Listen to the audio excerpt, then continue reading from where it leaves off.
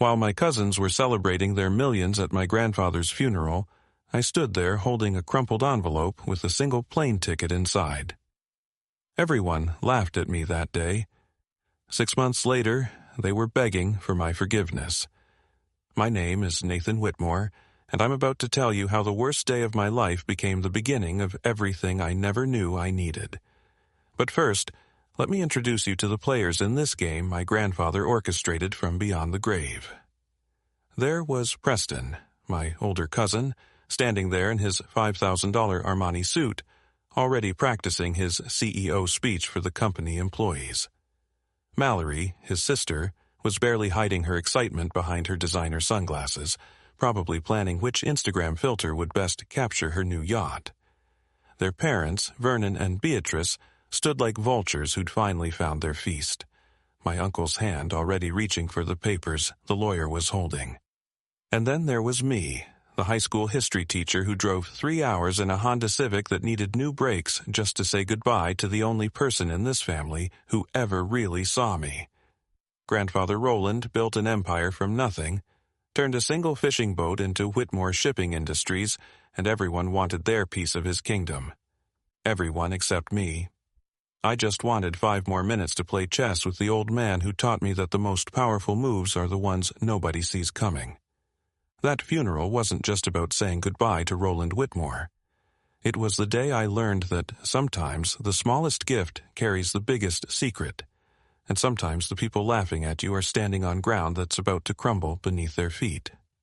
My alarm went off at 5:30 a.m. every weekday, just like it had for the past 6 years since I started teaching at Lincoln High School in Detroit. The ceiling in my one-bedroom apartment had the same water stain I'd been staring at for 3 years, shaped like the state of Texas if you squinted hard enough. My neighbor's dog was already barking, right on schedule, and I could hear Mrs. Chen starting her morning exercises through the paper-thin walls. This was my life, predictable, modest, and completely different from the world I'd grown up in. You see, being a Whitmore meant something in certain circles. It meant yacht clubs and private schools, summer houses and stock portfolios. But for me, it meant choosing between paying rent and fixing my car's transmission, because I'd walked away from all of that to teach teenagers about the Revolutionary War and the Great Depression. My father, Dennis, understood that choice. He was the only one who ever did. Dad died when I was 15, a heart attack at his desk while reviewing contracts for his brother Vernon's division of grandfather's company. He'd spent his whole life being the responsible one, the reliable one, the one who never complained when Vernon took credit for his ideas. The last thing he ever said to me was, "Nathan, don't let them turn you into something you're not. Your grandfather did that to me and look where I am." 3 hours later, he was gone. My mother, Grace, picked up the pieces after that. She was a nurse at Detroit General, working 12-hour shifts to keep us afloat after we learned Dad had signed away most of his company shares to help Vernon cover some bad investments. That was Dad, always cleaning up other people's messes, always believing family meant sacrifice. Mom never said a bitter word about it, but I saw how she looked at Vernon at Dad's funeral, and I understood that sometimes the deepest anger doesn't need words. Grandfather Roland was a mystery, wrapped in a 3-piece suit. He built Whitmore Shipping from a single boat he bought with his Navy discharge pay after World War II. By the time I was born, he owned a fleet of cargo ships, warehouses in 12 cities, and enough money to buy whatever he wanted. But here's the thing about my grandfather. He didn't believe in giving. He believed in earning. Every birthday card came with a $20 bill and a note that said, "Make it worth more." Every Christmas gift was something practical, like books about business or certificates for online courses in accounting. The only time Grandfather Roland seemed genuinely interested in me was during our Sunday chess games. It started when I was 10, right after I'd won my school's chess tournament. He showed up at our apartment one Sunday morning, set up a board, and said, "Show me what you've got." I lost in 12 moves, but he came back the next Sunday and the next, and eventually those games became the one constant between us. "You play like your father," he told me once, Too worried about protecting your pieces, not focused enough on winning the game. Maybe I don't want to sacrifice everything just to win, I replied. He actually smiled at that, the first real smile I'd ever seen from him. Maybe that's why you're the only one who still interests me, Nathan. Preston and Mallory never understood those chess games. Preston was too busy shadowing grandfather at the office, learning about profit margins and tax shelters. He'd gotten his MBA from Wharton, grandfather's alma mater, and never let anyone forget it. Every family dinner turned into Preston's personal TED Talk about market optimization and strategic acquisitions. He spoke in buzzwords and PowerPoint slides, turning every conversation into a business pitch. Mallory took a different approach. She turned herself into a brand, chronicling her life as the shipping heiress on social media. 200,000 followers watched her pose on various boats, in various designer outfits, at various European ports. She called it building her platform, but really, she was just spending grandfather's money while waiting for more. Her biggest achievement was getting a blue checkmark on Instagram and dating a Swiss banker who owned a vineyard. Vernon and Beatrice, Preston and Mallory's parents, were the ultimate power couple in the most hollow way possible. Vernon had worked his way up to CFO of Whitmore Shipping, though most of the real work was done by his assistant. Beatrice spent her time at charity galas, not because she cared about the causes, but because she liked seeing her picture in the society pages. They lived in a house so big they needed an intercom system to talk to each other. And then there was me, teaching 43 teenagers about the Constitution, grading papers at a kitchen table I bought at a garage sale, and feeling more fulfilled than any of them could imagine. That was my life before the funeral, before the envelope, before everything changed. I thought I knew who I was and where I came from. Turns out I was watching the wrong pieces on the board all along. The Rochester Country Club had never felt more suffocating than it did that October afternoon. Grandfather Roland had specifically requested his will be read here, in the same oak-paneled room where he'd negotiated his biggest deals over brandy and cigars. The mahogany table reflected our faces like a dark mirror, and I could see Preston adjusting his Rolex for the third time in 5 minutes. We'd just come from the cemetery, where the autumn rain had turned the burial into a muddy mess that Beatrice complained about the entire ride over. Before we begin, Mr. Harwick, the family attorney, adjusted his wire-rimmed glasses and cleared his throat. I want you all to know that Roland was very specific about these arrangements. He reviewed this will 1 week before his passing. Vernon leaned forward, his hands already forming fists of anticipation. We understand, Harwick. Roland discussed the succession plan with me extensively. That was a lie, and everyone knew it. Grandfather never discussed business outside the office, and he certainly never promised anything to anyone. But Vernon had been telling anyone who'd listen that he was taking over as CEO, that Preston would be his right hand, and that the family legacy was secure. Let's proceed then. Harwick opened the leather-bound folder. To my eldest son, Vernon Whitmore, and his wife Beatrice, I leave the estate in the Hamptons and the investment portfolio contained an account ending in 4471. Beatrice grabbed Vernon's arm, her diamond bracelet catching the light. The Hamptons house. Oh, Vernon. He did remember how much we loved it there. To my grandson, Preston Whitmore, Harwick continued, I leave Whitmore Shipping Industries and all its operational assets, with the condition that he maintains current employment levels for at least 1 year. Preston stood up so fast his chair scraped against the floor. I knew it, Grandfather. I won't let you down. He was already pulling out his phone, probably to update his LinkedIn profile to CEO. To my granddaughter Mallory Whitmore, I leave the Manhattan penthouse on Central Park West and the yacht, Serenity, currently moored in Newport. Mallory let out a squeal that could have shattered crystal. The penthouse? Oh my God, do you know what that's worth? And the yacht, my followers are going to die. Mr. Harwick turned to me, and I saw something in his eyes that looked almost like pity. And to my grandson, Nathan Whitmore, I leave this. He pulled out a small white envelope, worn at the corners, my name written across it in grandfather's shaky handwriting. The room went silent for exactly 2 seconds before Preston started laughing. "Are you serious?" Preston's voice cracked with amusement. "That's it? An envelope?" I took it with steady hands, though my heart was pounding. The paper felt thin, insignificant. Inside was a single plane ticket. Rome. One way, departing in 48 hours. "Let me guess." Preston snatched the ticket from my hand before I could stop him. "A coach ticket? Oh, this is rich. The teacher gets a vacation." Mallory was already recording on her phone. "This is actually hilarious. Nathan, your face right now. Don't worry. Maybe he left you some frequent flyer miles, too."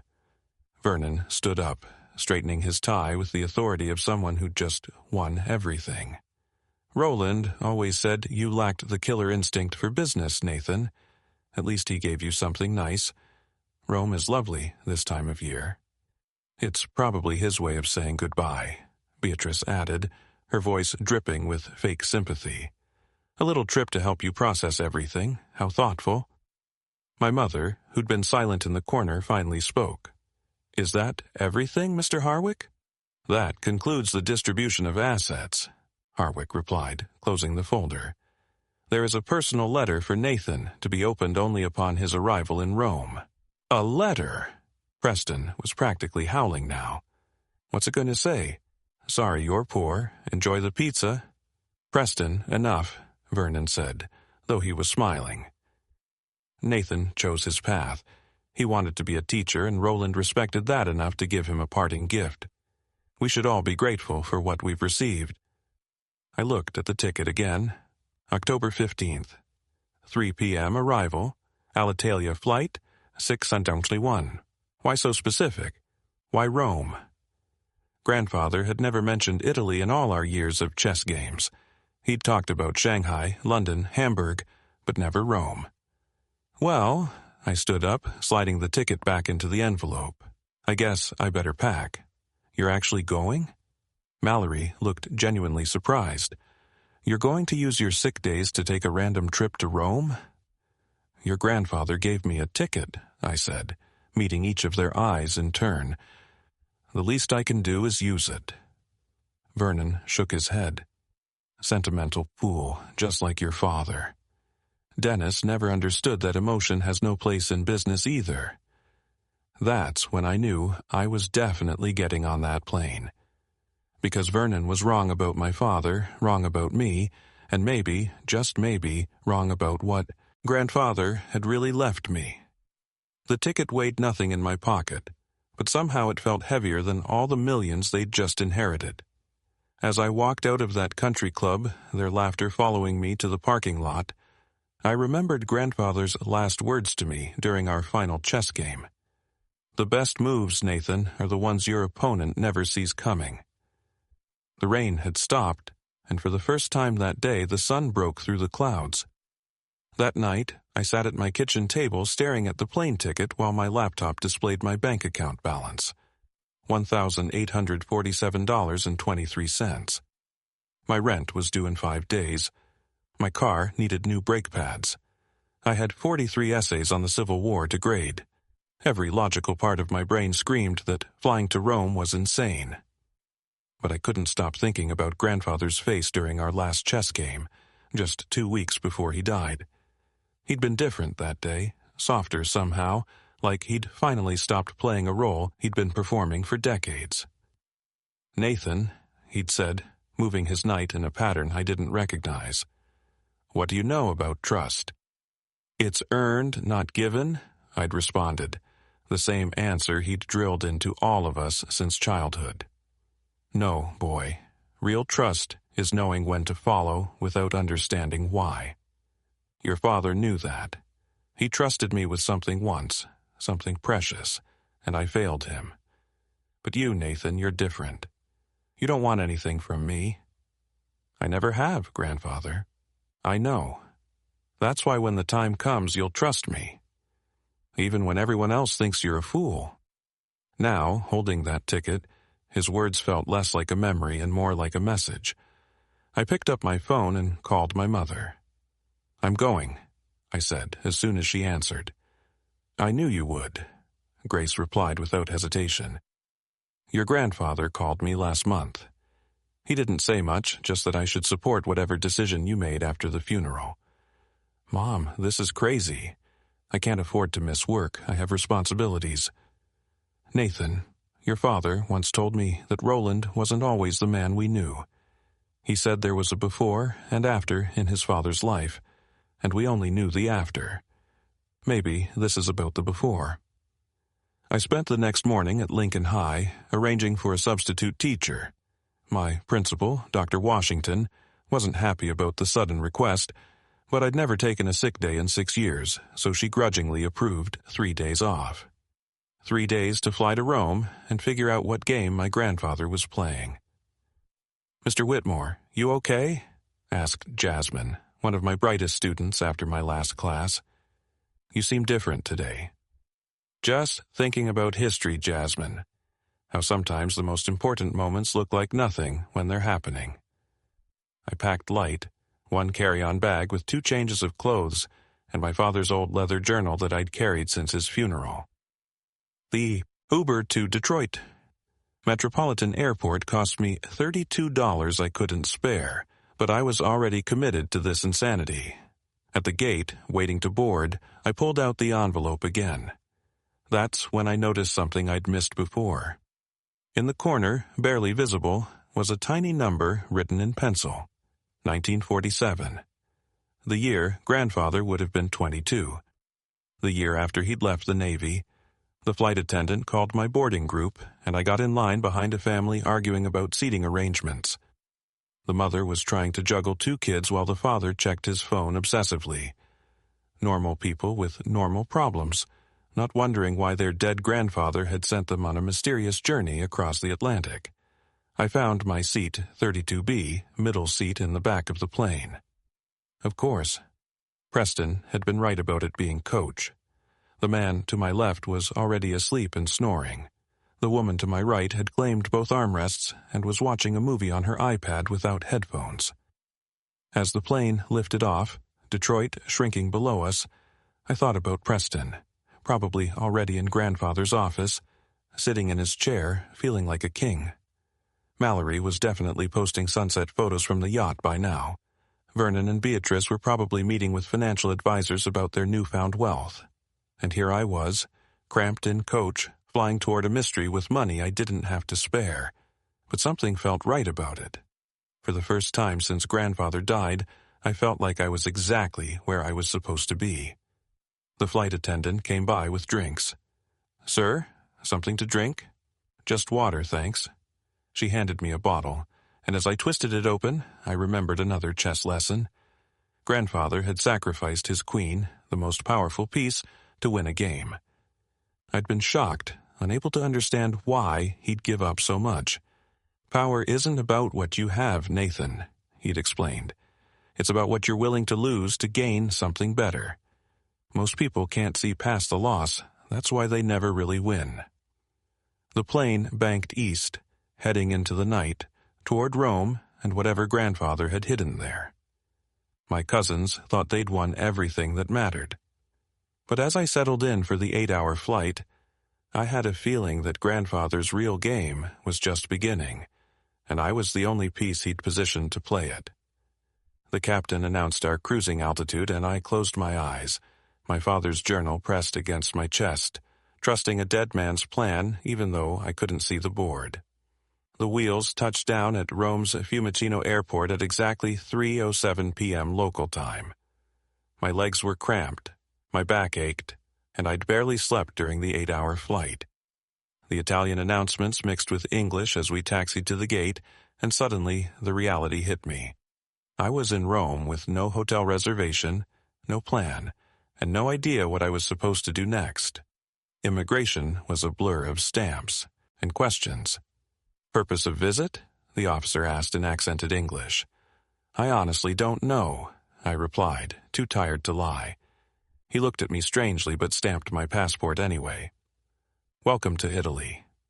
I followed the crowd toward baggage claim, even though I only had my carry-on. The arrivals hall was chaos. Families reuniting, drivers holding signs for business people, tourists looking lost. I was about to head for the exit when I saw it. A professionally printed sign reading, Nathan Whitmore, held by a man in an expensive black suit. My heart stopped. I approached cautiously. "I'm Nathan Whitmore." The driver's face lit up with relief. "Mr. Whitmore, finally. Please, come quickly." His English was heavily accented but clear. "Who sent you?" "Your grandfather arranged everything months ago. My name is Lorenzo. Please, we have a long drive." He took my bag before I could protest and led me outside to a black Mercedes sedan that probably cost more than I made in 2 years.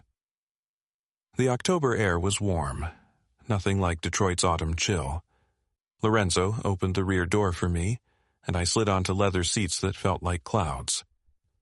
"Where are we going?" I asked as he pulled away from the curb. "Montefiore Estate, 1 hour north in the Sabin Hills." "I don't understand." My grandfather never mentioned any estate in Italy. Lorenzo met my eyes in the rearview mirror. "Mr. Rowland, he owned the estate for 45 years. He visit every September 1 week, always alone." 45 years. That would mean since 1980, when I was negative 12 years old. The math didn't make sense. Nothing made sense. We left Rome's sprawl behind, climbing into hills covered with olive groves and vineyards. The landscape was almost painfully beautiful, like something from a movie about finding yourself in Italy. Lorenzo drove with Italian confidence, taking curves at speeds that made me grip the door handle. "How did you know my grandfather?" I asked. "My father was his driver first. When Papa died, I take over. 20 years now I drive Mr. Rowland when he come. 20 years of September visits that none of us knew about. What else had grandfather hidden?" The road became narrower, winding through a small village where old men sat outside a cafe watching us pass. Then Lorenzo turned onto a private road lined with cypress trees. At the end, electronic gates opened automatically, revealing a villa that took my breath away. 3 stories of honey-colored stone, terraces overlooking endless vineyards, gardens that looked like they belonged in a Renaissance painting. Lorenzo parked in front of massive wooden doors that had to be centuries old. Before I could process what I was seeing, the doors opened, and an elderly woman emerged. She was elegant in a way that had nothing to do with money and everything to do with grace. Her silver hair pulled back in a simple bun, her eyes the same steel gray as grandfather's.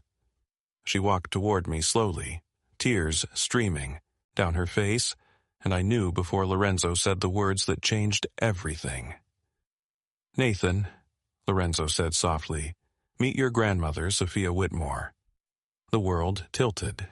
I actually reached for the car to steady myself. "That's impossible. My grandmother died before I was born." Sophia reached me then, her hands taking mine, her grip surprisingly strong. "Your American grandmother did die, Caro, but I am very much alive." Her accent was musical, her English perfect but formal. She studied my face like she was memorizing it. "You have his eyes," she whispered, "but your father's gentle spirit. Come inside, Nathan. There is so much to tell you."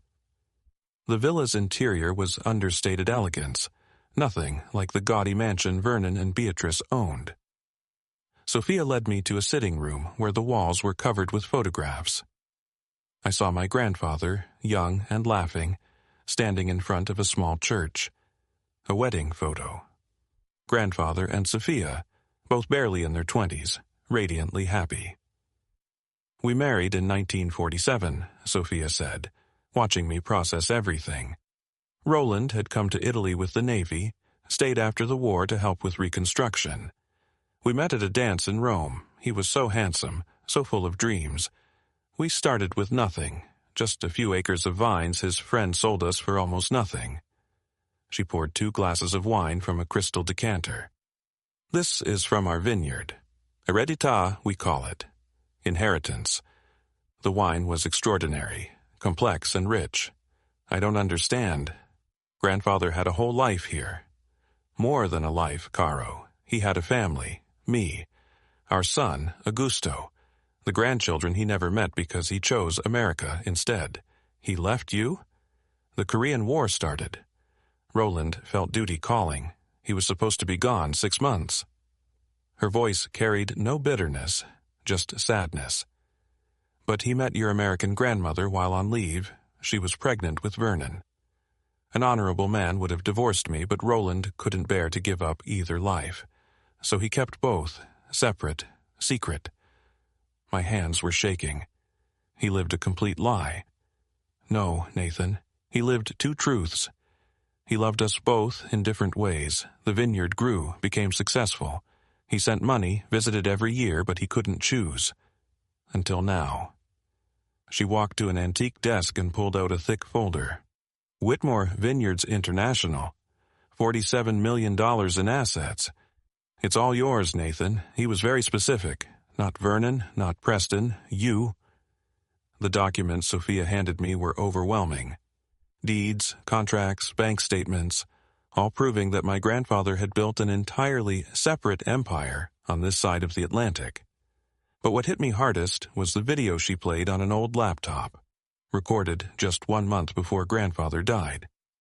His face filled the screen, and for the first time ever he looked peaceful. Nathan, if you're watching this, then you trusted me enough to take the flight. Good. You always were the only one who understood that some things matter more than money. Your cousins got what they always wanted from me, the appearance of success. But appearances can be deceiving. Whitmore. Shipping has been hemorrhaging money for 3 years. I've hidden it in the books, but Preston's about to inherit a disaster. The penthouse has 3 mortgages. The yacht is leased. The Hampton estate. The bank owns 70% of it. I gave them exactly what they showed me they valued, hollow prizes that look golden from the outside. He leaned closer to the camera. But you, Nathan, you visited me every Sunday just to play chess. Never asked for anything. Never angled for position. You chose teaching over money because you wanted purpose. So I'm giving you what you never asked for. Truth, family, and yes, wealth that's actually real. The vineyard produces 2 million bottles a year. The villa has been in Sophia's family for 300 years. Your Uncle Augusto has been running operations, waiting to meet you. Your cousins Marco and Elena are good people, raised right. Nothing like Preston and Mallory. This is your real inheritance. A family that values work, land that produces something real, and a legacy built on truth, not lies. He paused, that familiar sharp look returning to his eyes. Oh, and Nathan, your next move is yours to make, but here's my advice. Preston's going to call within a month, begging for help. Be kinder to him than he was to you. That's what makes you better. Checkmate, my boy. The screen went dark. Sophia squeezed my shoulder gently. He talked about you constantly, she said. Every visit, stories about his grandson, the teacher who chose meaning over money. I spent 3 weeks in Italy, learning everything. Uncle Augusto looked so much like my father it made my chest tight. He ran the vineyard operations with quiet efficiency, never bitter about being the hidden son. Marco and Elena, my Italian cousins, welcomed me like a brother returning from war. They taught me about wine, about the land, about the grandfather they knew versus the one I knew. He was different here, Elena told me one evening as we walked through the vines. Lighter. He'd work in the fields, hands in the dirt, laughing. Not the businessman you knew. The call from Preston came exactly 23 days later. I was back in Detroit teaching my classes when my phone rang at midnight. Nathan, it's Preston. We need to talk. His voice had lost all its arrogance. The company's bankrupt. The accountants found everything. Dad's lost the house. Mallory's penthouse got foreclosed yesterday. It's all gone. I'm sorry, Preston. No, you're not, and you shouldn't be. We were horrible to you. He paused, and I heard him struggling. Grandfather left you something real, didn't he? Yes. Good. You deserve it. You were the only one who actually loved him instead of his money. I made Preston an offer the next day. Manage the U.S. distribution for Heredité wines. Salary, not ownership. He accepted immediately. Mallory took longer to swallow her pride, but eventually she came around too. She's actually good at marketing when she's selling something real instead of just herself. She's engaged to Lorenzo's son now, living in Rome, learning the business from the ground up. Vernon and Beatrice moved to a small apartment in New Jersey. Vernon found work as a bookkeeper. Beatrice got a job at Nordstrom. They don't speak to me, but Preston says they're actually happier, forced to rely on each other instead of money. My mother moved into the guest house on the California property I bought with my first distribution payment. She retired from nursing and spends her days painting, something she'd always wanted to do but never had time for. And me, I still teach, but only part-time now. Summers I spend in Italy, learning the wine business, getting to know the family I never knew existed. My students think it's hilarious that their history teacher owns a vineyard. I use it to teach them about international trade, agriculture, and family businesses. Last week, I was in the villa, playing chess with Uncle Augusto, when he said something that stopped me cold. You know, your grandfather always said the winner isn't who takes the most pieces, but who knows which pieces really matter. I looked at the board, then at the vineyards through the window, then at the photo of grandfather on the wall, young and hopeful in 1947. He won, I said. It just took 60 years for the game to end. Augusto smiled. No, Nathan, you won. You just didn't know you were playing. That crumpled envelope they all laughed at? It wasn't just a plane ticket. It was an invitation to discover who I really was, where I really came from, and what really mattered. My grandfather gave my cousins what they thought they wanted, and gave me what I didn't know I needed. The last bottle of wine grandfather personally produced sits in my apartment in Detroit, unopened. The label says Heredita 2024, and underneath, in his handwriting, for Nathan, who understood that the best inheritance isn't what you're given, but what you're trusted to continue. Every Sunday, I still play chess. Sometimes with Augusto in Italy, sometimes with my students in Detroit, sometimes alone, thinking about the old man who orchestrated the longest game I've ever seen. He taught me that real wealth isn't measured in dollars, but in truth, family, and the courage to trust when nothing makes sense. Turns out the board everyone else was watching, that was just the distraction. The real game was happening on a completely different board, in a different country, in a different language, and grandfather made sure I was the only one who got an invitation to play. If you enjoyed this story, please give it a like and share it with someone who needs to remember that sometimes the smallest gifts carry the biggest surprises. Drop a comment below about a time when something seemingly insignificant changed your life.